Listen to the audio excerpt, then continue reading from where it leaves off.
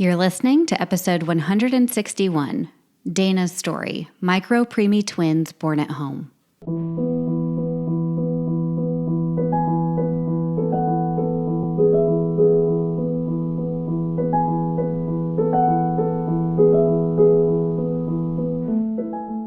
Hello, my friends. Welcome to Child Life on Call. This podcast is a safe place for parents to share their stories about what it's like to have a child that has a medical experience, diagnosis, disease, and or everything in between. We know there's power in sharing stories, and that power multiplies when you can listen to other parents who have walked a similar path to yours. Giving and getting advice is great, but hearing how another parent navigates the complexities and nuances of healthcare is even better.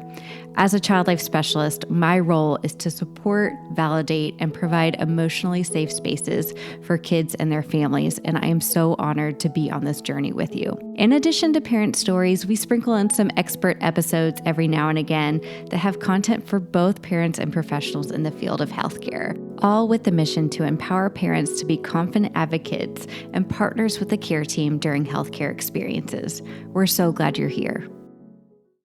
Hello, my friends. I'm so excited that you're here today. Even more excited because it's not just me. I get tired of hearing my own voice. So I had to reach out to some of my fellow friends that not have only been on the Child Life on Call podcast before, but really share a passion for empowering parents. So I have my friend Cortney Given here today.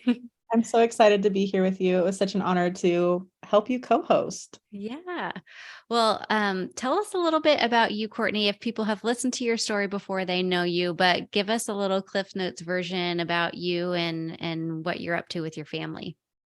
Yeah, I became a medical mom when my daughter was prenatally diagnosed with hypoplastic left heart syndrome, which is a very severe, rare heart defect. And it changed the course of our entire life. We ended up moving to a different state to help her get the care she needed. And through this process, I also recognized that there was such a gap in support for moms like myself who wanted more emotional health tools, and it inspired me to become a life coach. And I currently coach medical moms and help them navigate the ups and downs of medical motherhood. I also have a podcast called Mindset for Medical Moms, where I teach lots of tools and concepts and just discuss all the things that happen as a medical mom. I love all of that. And the other thing about Cortney is that when she does her podcast, first of all, she brings up really important topics and always leaves me something to think about, not only for myself as a child life specialist, but myself as a person and a mom. So you can relate no matter if you're a clinician or a parent listening today.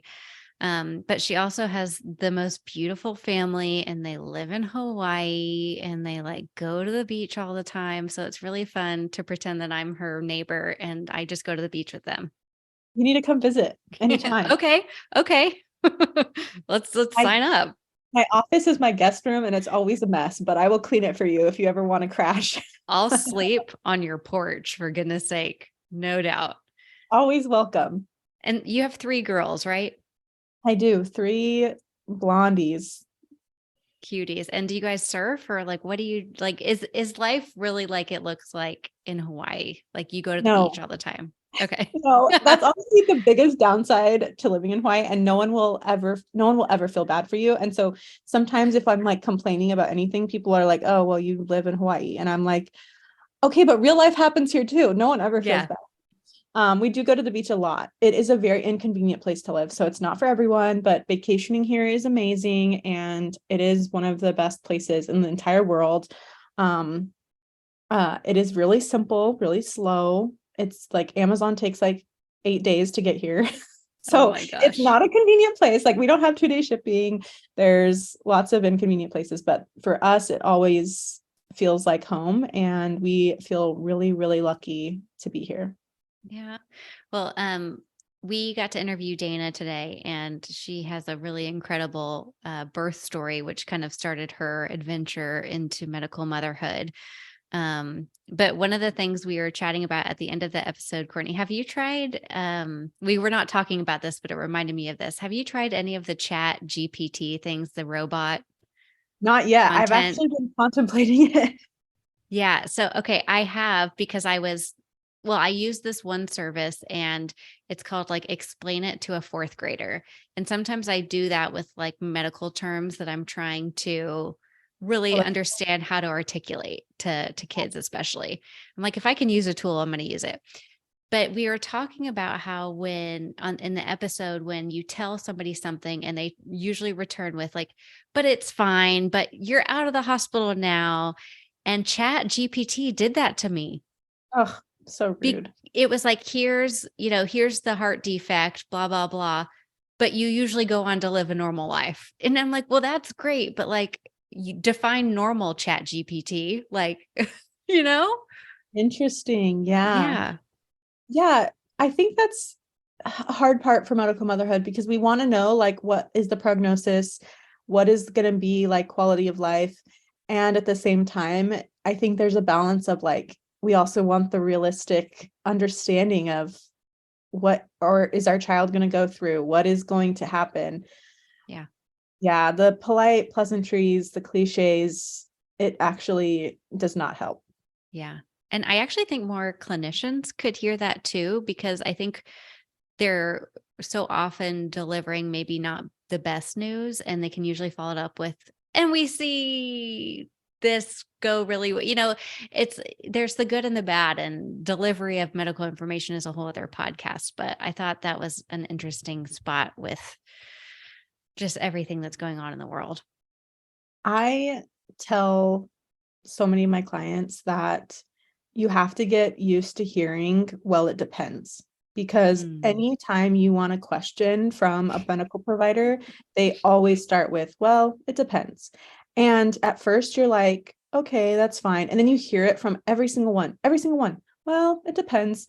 And then you start getting really angry. You're like, Oh my no, just God. give me a straight answer. But it's really a phrase you have to learn to be like, okay, this is going to depend and give me the information after that. Mm.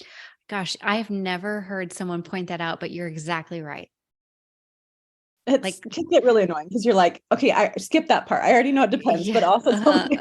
You're like, okay, we just get to the point. The doctor said that to me yesterday. I'm on this like testosterone cream hormone replacement thing. And I asked her, like, am I going to be on this for life? She's, well, it depends. You're exactly right. What in It the doesn't matter world? what it is. And it's Oh, fine. It's just part of the nature of, being in the medical world because yeah. doctors are doing their best to deliver information without getting our hopes up or giving us like Mm. exact specific things. But What could they rephrase it to be instead of, well, it depends? Maybe like, well, your child is unique, like, or, I I don't don't even even know if it know. needs to be rephrased. It's just something that we have to understand as patients or advocates for our children, because I think it's just the nature of science. And I think from an outside perspective, like before I became a medical mom, I just assumed so much more science was black and white and we just had very definitive answers about things. And in some cases we do, but science is so much more of an art, especially if you're a medical mom in the hospital, because it's literally like, let's adjust this medication and then see what happens, right? Let's Yeah. take your daughter off oxygen and see what happens. It's so experimental.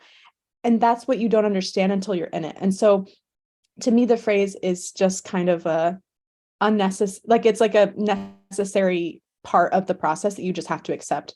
Well, it Mhm. depends. You're just going to hear it from everyone. And at first you're going to be like, okay, but no, it's like, it really does depend on so many factors. Yeah. But at first it can be kind of like frustrating to hear it constantly because you don't feel like you're actually getting a Yeah. clear response, but that is the response. Yeah. Oh man. Okay. That's so good to hear. Thank you for that. Well, we're going to jump into Data's episode, but Courtney, if people want to follow along with you, how can they do that? Yeah, you can follow me on Instagram. I have an awesome community over there full of medical moms and non-medical moms alike, over at Cortney.Given. And I spell my name with no U. So Cortney.Given, as in that's a given. And also on my podcast called Mindset for Medical Moms, I teach lots of tools and like realistic strategies for managing your brain, which can kind of run wild. I love it. Well, I'm so grateful that you're here to do this with me today, and I hope you come back and do it again. Absolutely, anytime. Now I have you saying yes on the podcast, so you'll have to. Yes, we're going to do it. Okay. So, a couple housekeeping things because it is Child Life Month. I want you to know that we are giving 20% off Child Life Circle memberships. The Child Life Circle is an online community for certified child life specialists.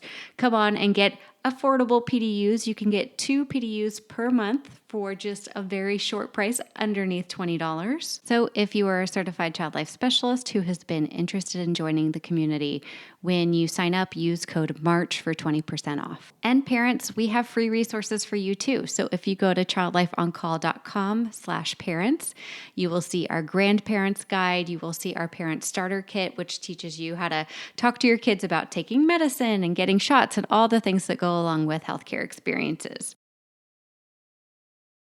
Welcome, Dana. We're so excited to have you here and hear your story. Would you introduce yourself and tell us a little bit about who you are and about your background and your story? Yeah, my name is Dana Rogney. I was born and raised in Dallas, Texas, and then met my husband in college in Colorado and was in Minnesota living with him near his family for the last 11 years. We just relocated back to Dallas a few months ago. We met in 2008, second year of college, and got married 2015, and immediately soon after that started trying for a baby. And our first struggle with all of these health issues was that we ended up having some trouble with infertility. After about a year or two of trying, I had a transvaginal ultrasound and found out I had PCOS, and we were still continuing to try without the use of fertility medication, except I went on metformin to help ovulation, and changed my diet and things like that, and still never had luck getting pregnant. So after about almost 4 years of that, we were planning to set up an appointment with our fertility specialist. My OB specialized in fertility, and we were going to get on treatments. Then a month before that, I got pregnant. So that was our first kind of amazing step of all of this. And there was a lot of anxiety and depression mixed in that already with the 4 years. But Yeah, we that's a got long pregnant. I think, we found out in November. I think it was November 25th, 2019. We were pregnant, and we had our first ultrasound within a few weeks of that. The first ultrasound was a little over 7 weeks into the pregnancy, and we found out it was twins, which was really amazing. And everything looked good for most of the pregnancy. We found out, so everything was smooth. And then at 20 weeks, we found out it was a boy and a girl. And the one minor complication I had in my pregnancy was I was borderline for gestational diabetes. I had the blood sugar test early, and I was still under the level, but because it was early on and I was close, they started treating me with diet and just having me check my blood sugar, but I never had any more issues. And so at 20 weeks also, they thought they saw some soft markers on one of the babies, which ended up being my daughter, for trisomy 18. She had a spot on her heart and a spot on her head. So we had a level 2 ultrasound set up 4 weeks later at 24 weeks. So it was really hard waiting that month. And then we had that ultrasound, and everything luckily with her was fine. But that was really scary waiting for that. And at that ultrasound too, this was my last ultrasound. My cervix was normal. All my levels were fine. Everything measured correctly, and the babies looked fine. And then 8 days later, I ended up delivering them in my bathroom at home. Oh my gosh. Okay. Yeah. I feel like, Cortney, you may be thinking of some things too with your prenatal experience and ultrasounds and all that. But one of the parts that you're saying right now is like, what I can try to convey to clinicians is that like we Yeah. see families and these like little blips.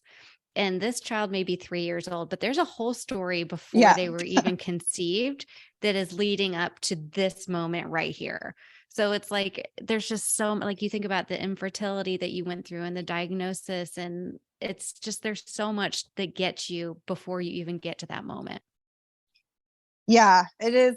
It's hard when we have, since we moved here, we recently started a new pediatrician, and they had questions to sign up to start seeing them. And one of them was about pregnancy and delivery and if there were any complications. And I was like, I can't even write all this down. And it asked how they were delivered and where, and just starting there, it's like, oh, I haven't had to retell this for a few years to a doctor. I forget how far back I have to go and like how it matters so much. It's an added, I think, additional stress of just relaying the information to a care provider. Like, giving medical history is a whole process. Like, it is a lot, especially when there's like a lot of things that you have to give, like birth experience, which is such a roller coaster for what you experienced. How did you know to react the way you did? Because I was looking at the intake form. I'm so impressed.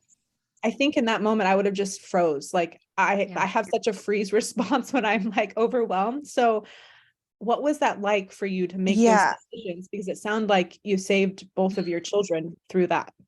It was definitely autopilot for sure. That's what I can, I guess, give credit to.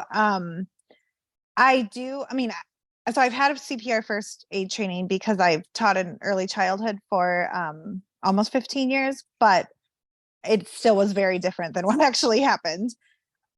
But I think at least just being aware of some simple things like opening up the airway and tapping on chest and like simple CPR helped, but definitely haven't learned about doing it with a newborn.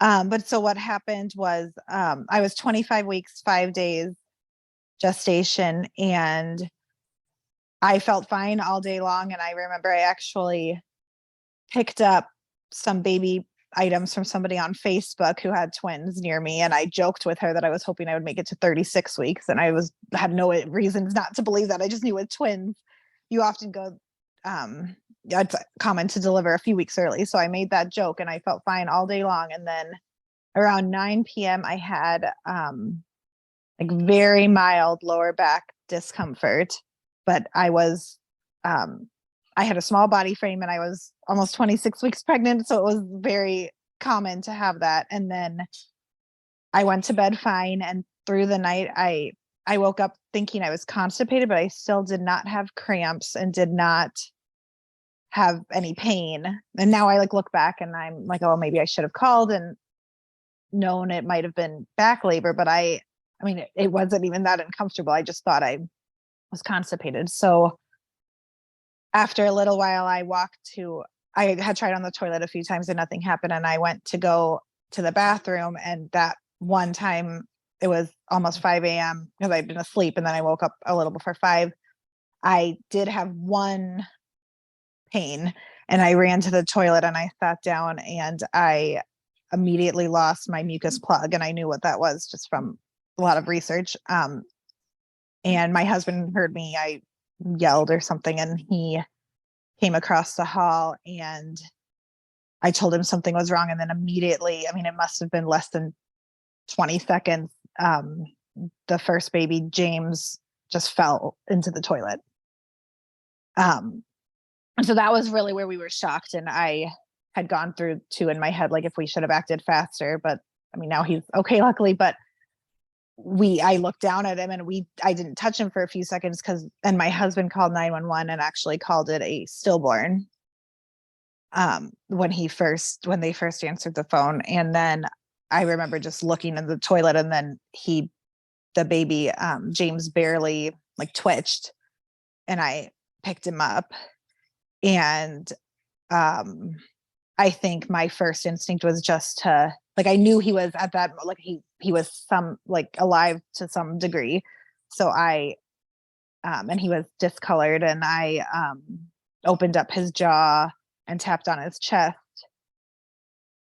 for a few seconds, and he took a breath and you could feel him start breathing. I mean, he was 2 pounds and had just been in the toilet, so he wasn't acting any, thing like the average baby would be at birth, but we could tell he was alive. And then within a couple minutes, I know on the paperwork we say they were born 5 minutes apart.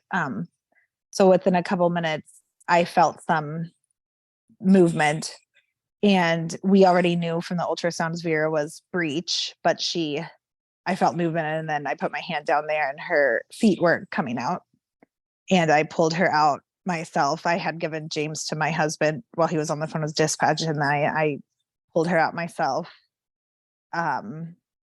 And she was pretty like lifeless and blue. And I did the same thing for her, with opening up her chin and tapping on her chest. And she I think she let out a little squeal and started breathing. And while we were on the phone, my husband was on the phone with dispatch and nobody had come yet. And he handed the phone to me, and the dispatcher told me to find anything nearby we could use as a clamp and cut the umbilical cords. And I said it to my husband, and we're not in the medical field, but he just shook his head and it didn't feel right. So we chose not to do that. And we just held the babies. I was still on the toilet holding Vera, and Jeff was on the floor holding James. And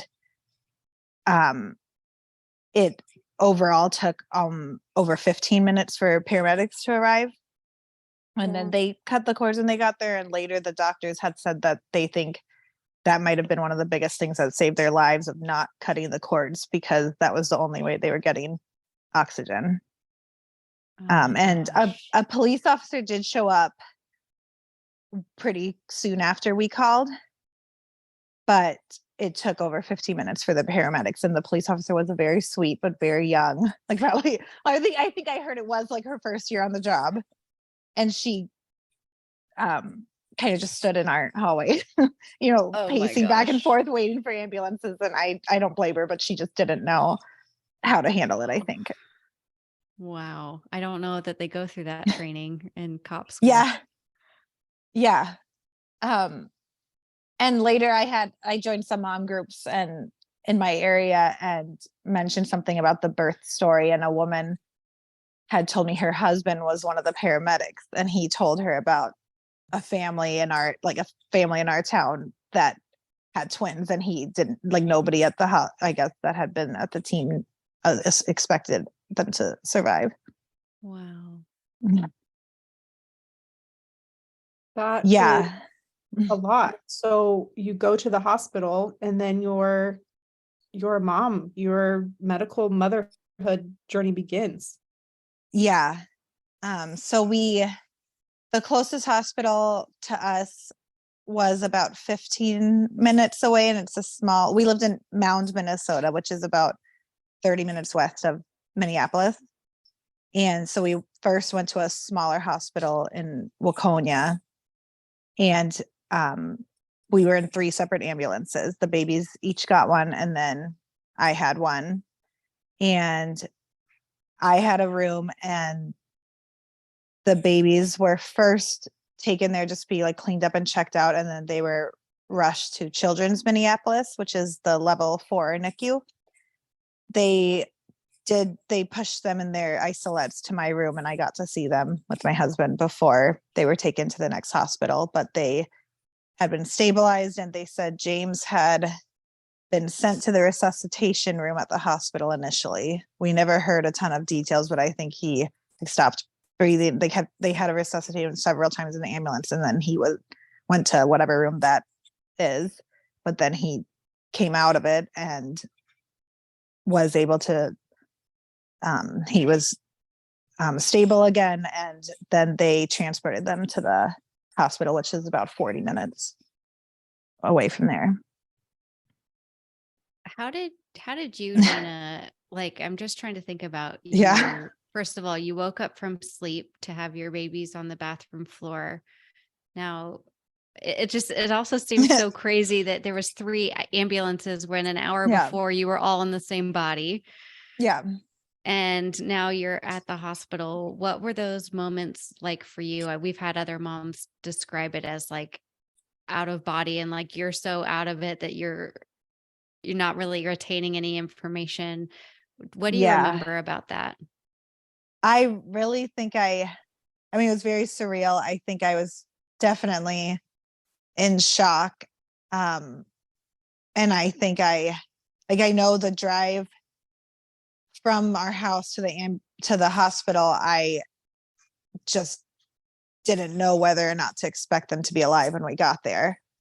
And I had a paramedic with me who had his walkie-talkie, and I could hear some of the conversations going back and forth. And I heard somebody say resuscitation, and so I didn't know what to expect. So I think when I got there and they were okay for the circumstances, I mean, they were alive, I think that was a very, I guess, like humbling experience, or just for us to start kind of backtrack and just be happy they were alive and go from there.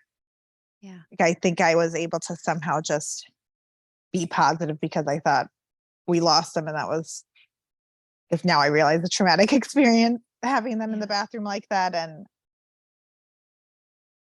I think somehow we were just able to gear toward moving forward. And it was so crazy just like seeing how, if they could get better and going in that direction rather than worrying about what had happened. How long were you in the hospital? They actually released me within 3 hours.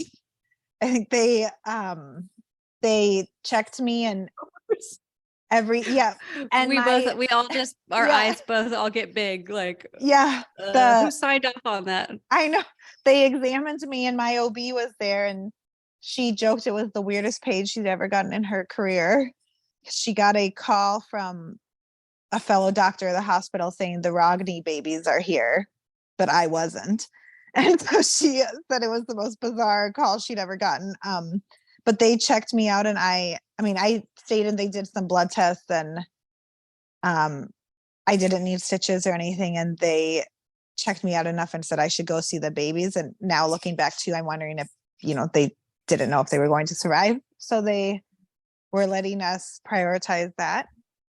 I haven't really thought through that so much, but now I'm thinking that probably was one of their motives, just to give us time. So they did everything initially with me, and I also had to deliver. They had to physically remove my placentas for me because I didn't deliver them on my own. So my body must not have been ready, obviously. But that was the one thing my OB delivered the placentas, and then they did blood tests. They checked me out, and still to this day, there's no answer for why I delivered early. I didn't have an infection. They didn't call it an incompetent cervix. They did a ton of tests on the babies when they were born, and there weren't any infections that would have been related to me or that they had, even that made them come out early. I think that is such an important part to understand for medical families, is that there is always this layer of unknown that we have to hold space for, be willing to make peace with, that there are factors that we'll just never know, answers we'll never get. And it's part of that emotional labor that we have to handle, which leads me to the question of how did you handle this process of going from birth, which was very scary, getting out of the hospital extremely fast, and then going to see your babies. And what was your stress management like? I was okay, I think, to kind of overcome by shock. I think I have a habit, which I've been working on, but just I've been pretty resilient in my life with various things and various changes, which I now, years later, I try to be more in touch with my feelings. But I lost my dad suddenly. I'd lost some friends. I've been through some sudden changes in my life before, and I think my body just knows how to do the autopilot.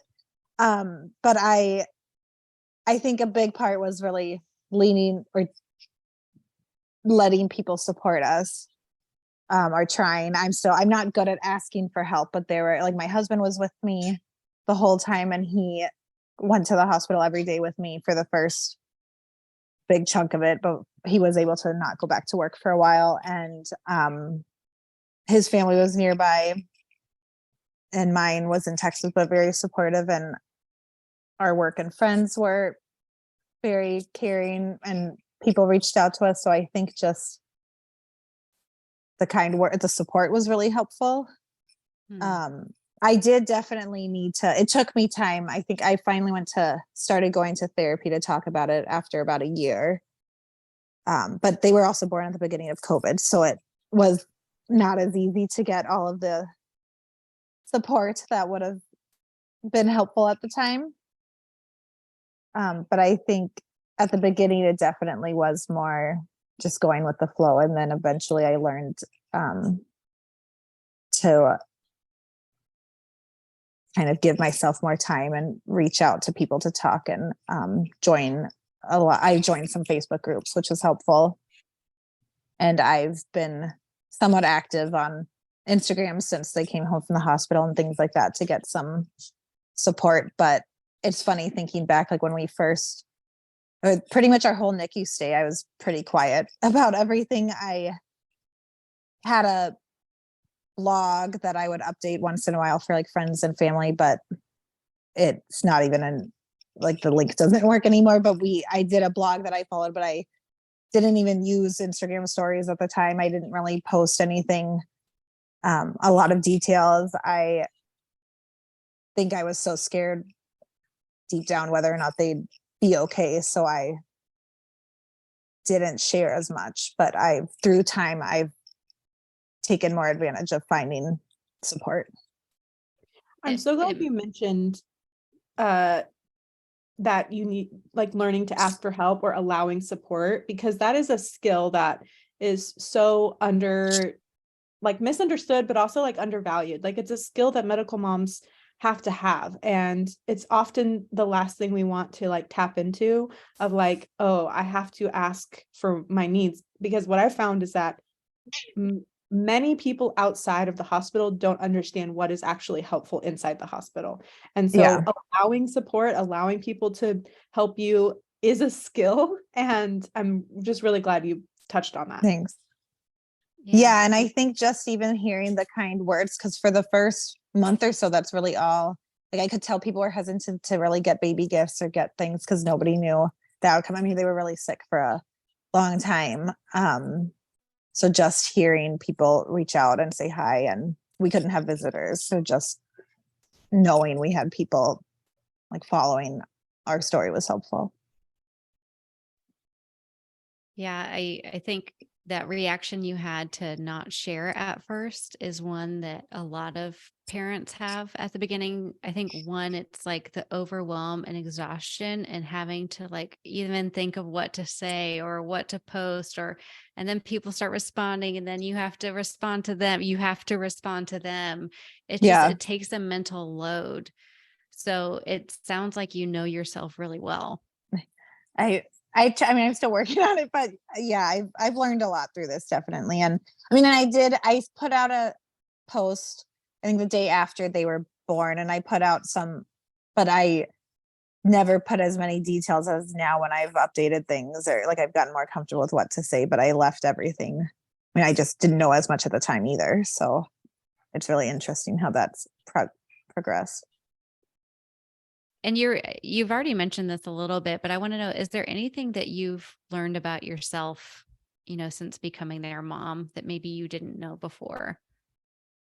I think I've been able to recognize my ability to like persevere and advocate for the kids and for myself, because I've had a history in the past of sometimes I was more a timid person and shyer and like people pleaser and things, and I've definitely found my strength more.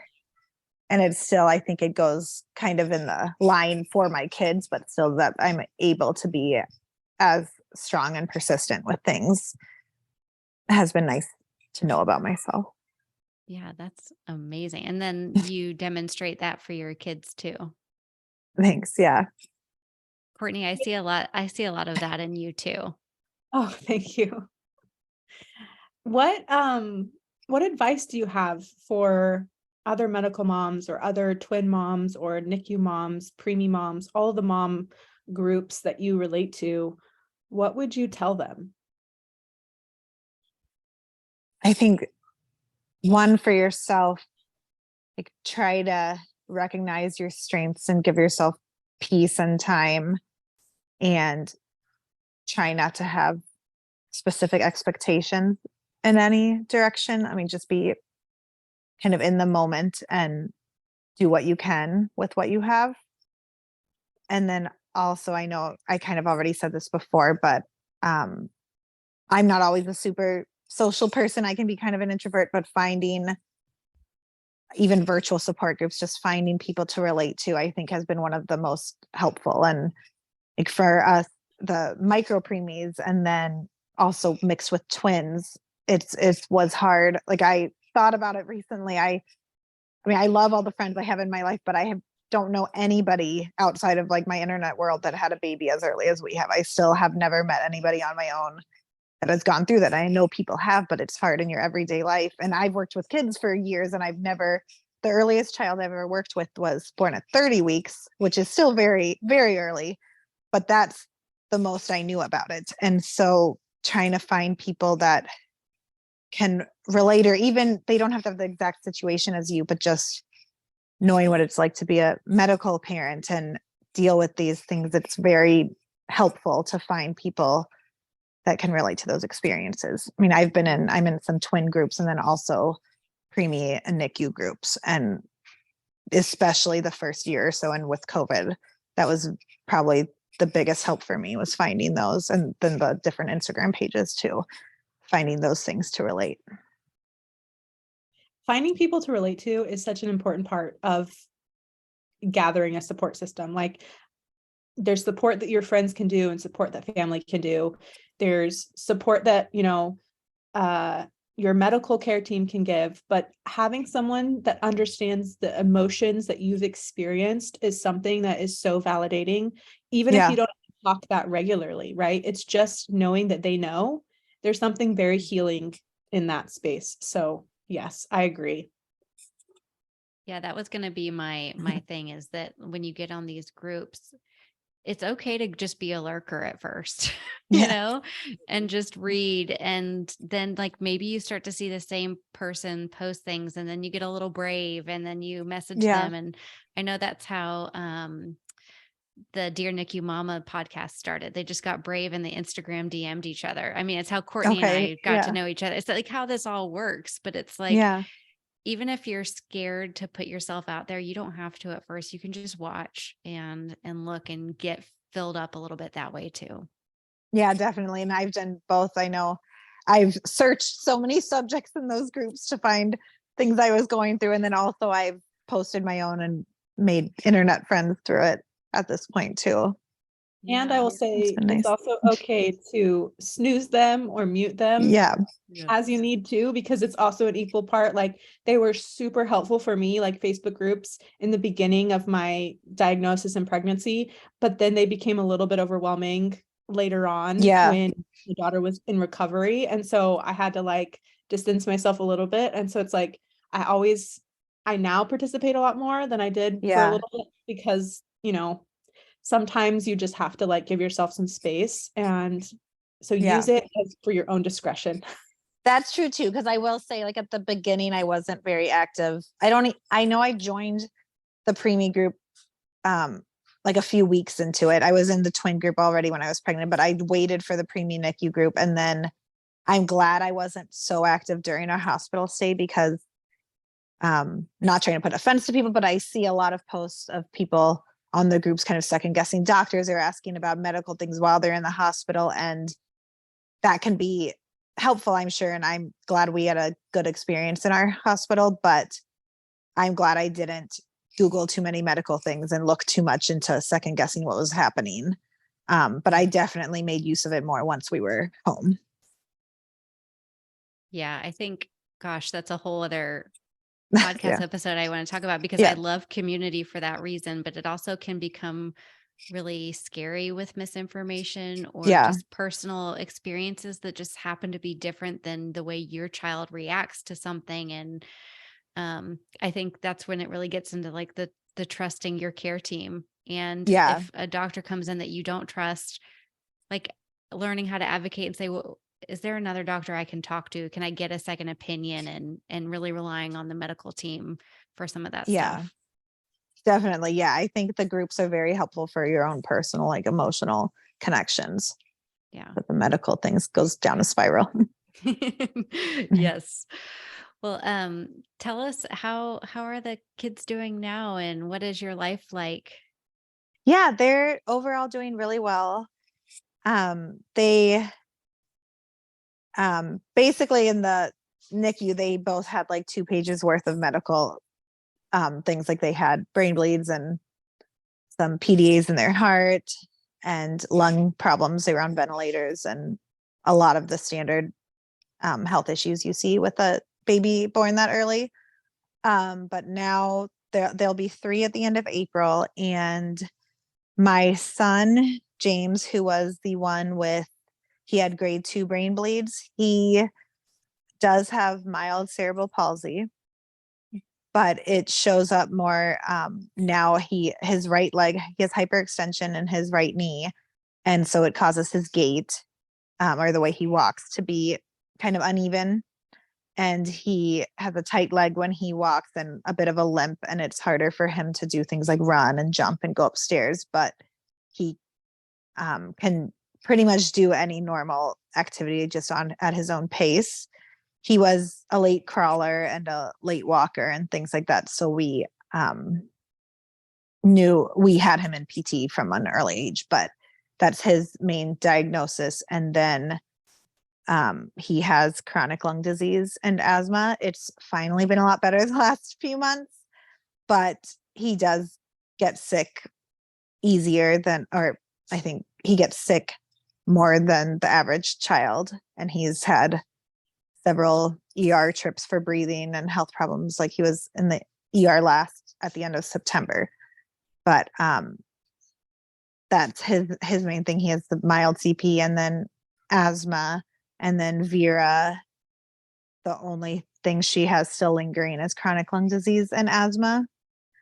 They both talk a ton. James especially has very clear diction and sounds like he's 4 sometimes. He talks a lot. They're very smart. They love Blippi and monster trucks and James especially, I guess. I'm sorry about the Blippi stuff. That's really hard for you. It's we're trying to stray away from it some days now. I have a limit, and then Vera really likes baby dolls and animals. They're kind of the stereotypical boy versus girl sometimes, which we raise them the same way, but her favorite color is pink and he loves trucks.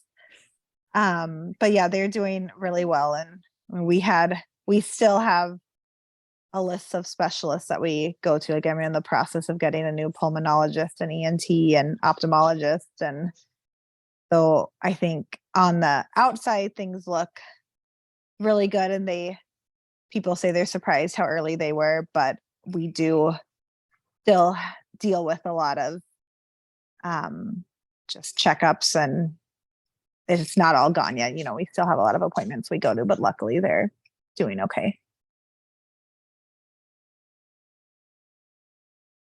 Yeah, that last piece that you said, like on the outside, everything looks fine, right? But gosh, you guys carry a big story with you. Anytime you meet a new teacher or a new doctor or whatever it is, and I'm sure Cortney, you feel that too. I think it's an added thing that a lot of medical moms can struggle with sometimes, of not everyone realizing that their kid is still sick, or this isn't a cure, or like there might not ever be a cure for a lot of things that families go through.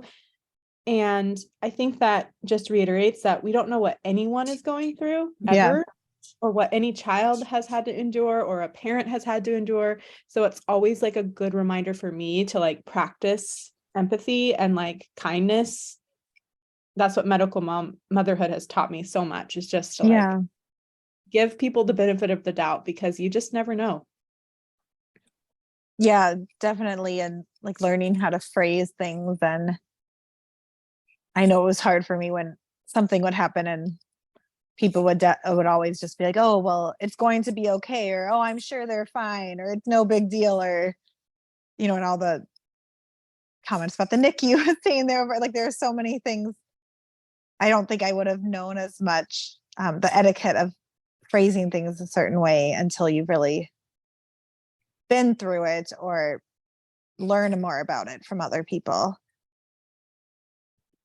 I think people assume that the best thing to say is something to make you feel better, but I've found it's actually best to validate people's feelings and to like see people's pain, like acknowledge that whatever they're going through is actually hard, instead of trying to like make it less hard. Yeah, I've definitely worked on that too. I see myself, and I consciously try to, like, when somebody even complains about just a bad day at work or something, just say like, I'm sorry, that sounds really hard. Because especially I feel like that, I mean, it still happens to us sometimes with what we still go through hard times, but especially when they were younger, we heard so many different ways people would try to justify things or make us feel better. And that's not always what you want, especially when it's really scary, I think. And there are times that I'm sure most medical parents go through where you end up having a sense of false hope. Like you get really optimistic and think something's going to be okay, and then something bad happens. And so then after you go through something like that, you don't want to hear the positivity as much until you know it is okay. Yeah, it sounds like that's what medical parents offer each other, is that like unsung, like, this sucks. I know it does. I'm not going to try to convince you otherwise, which is a really safe place to be with somebody. Yeah. And I think hearing people that have been through like hearing different directions a situation can go in, and hearing people that had good experiences or something and not so good, so you know all sides of what's possible. Well, Dana and Cortney, thank you so much for being here with us today and for sharing. It takes a lot of courage and strength to even go back to those moments, and especially at such a traumatic birth. So I'm so happy you're getting support that you need from a therapist and absolutely deserve. And I just think you're incredible. So thank you so much, Dana. Thank you. Thank you for having me. Yeah. If there's other parents who want to get to know you or follow along, do you do social media or open to that kind of thing? Or Yes. Yeah, I have an Instagram, which is probably the easiest way. It's the line called an underscore, right? Yes, you got it. Okay. It's underscore Dana underscore Olivia underscore. You might have to write it down. Got it. I'm gonna link it in the show notes. There's a space in between, before and in between the names, Dana, Olivia. Awesome. Well, we will come find you for sure. Okay. Yes. And thank you so much for being here. Okay. Thank you. Thank you so much for joining us on the Child Life On Call podcast. The only reason this podcast keeps on going is because of you and listeners like you. So please join in on the conversation with us on Instagram, Facebook. I'm even on TikTok now, y'all, making a fool of myself. I haven't danced yet, but maybe it's coming. You can find us at Child Life On Call. We also have a website, and that has all of our information about the Child Life Circle, about the Child Life On Call app, and a blog with new information all the time. That's childlifeoncall.com. Thank you again from the bottom of my heart for listening to these episodes and being a part of this community. We are so grateful and so honored to be able to provide this for you.